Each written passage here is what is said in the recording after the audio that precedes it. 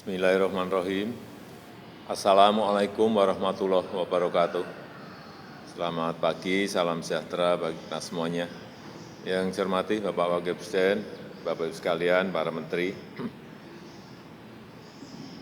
Pagi hari ini akan dibahas mengenai rancangan postur anggaran pendapatan dan belanja negara tahun 2021. Pertama, saya ingin mengingatkan bahwa situasi ekonomi global berkembang sangat dinamis, penuh dengan ketidakpastian.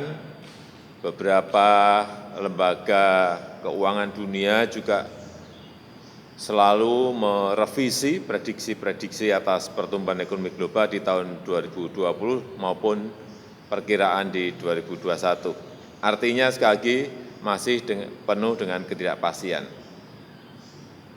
Meskipun di tahun 2021 IMF, Bank Dunia maupun OECD meyakini bahwa perekonomian akan mulai tumbuh positif di tahun 2021 dan bahkan IMF memperkirakan ekonomi dunia akan tumbuh 5,4%. Ini sebuah perkiraan yang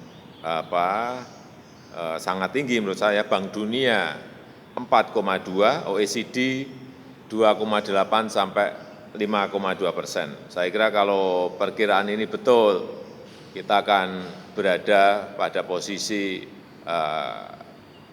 ekonomi yang juga mestinya itu di atas pertumbuhan ekonomi dunia.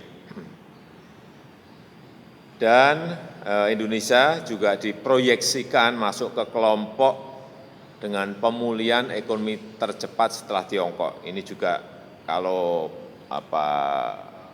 proyeksi ini benar, saya kira patut kita syukuri.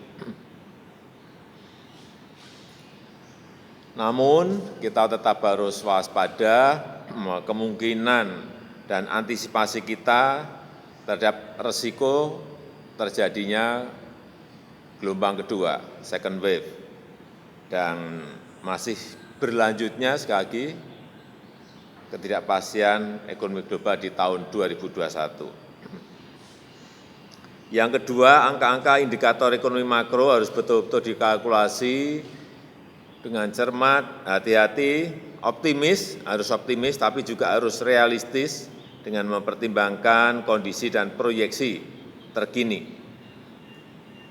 Kita juga harus memastikan prioritas untuk 2021 dan juga pelebaran defisit untuk APBN 2021 yang difokuskan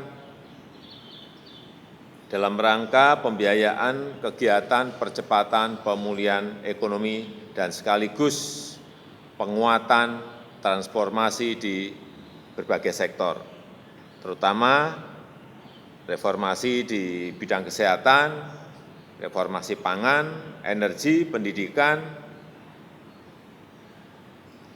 dan juga percepatan transformasi digital.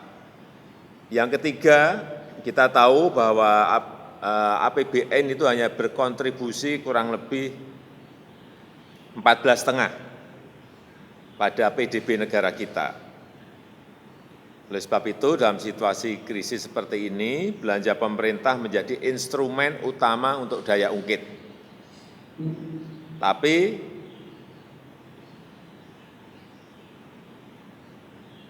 juga agar sektor swasta, UMKM bisa pulih kembali,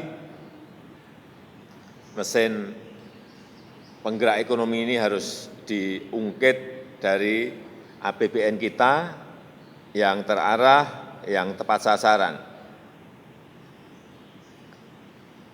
Dan yang keempat, saya ingin menekankan lagi, walaupun kita menghadapi situasi sulit, kita juga tidak boleh melupakan agenda-agenda besar, agenda-agenda strategis besar bangsa kita, terutama dalam langkah-langkah untuk bisa kita keluar dari middle income trap. Dan sejak 1 Juli 2020 kita tahu semuanya, Indonesia telah masuk meraih predikat pada upper middle income country. Namun kita tahu tantangan untuk keluar dari middle income trap ini masih besar dan panjang. Saya rasa itu yang bisa saya sampaikan sebagai pengantar. Terima kasih.